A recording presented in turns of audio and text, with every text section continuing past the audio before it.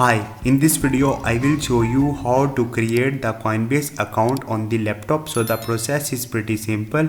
First of all, open your laptop and open your browser, and then you have to search for the coinbase.com/signup, and once you will search for it you will see page like this. Now you have to enter first name, last name and valid email address here, then choose a password.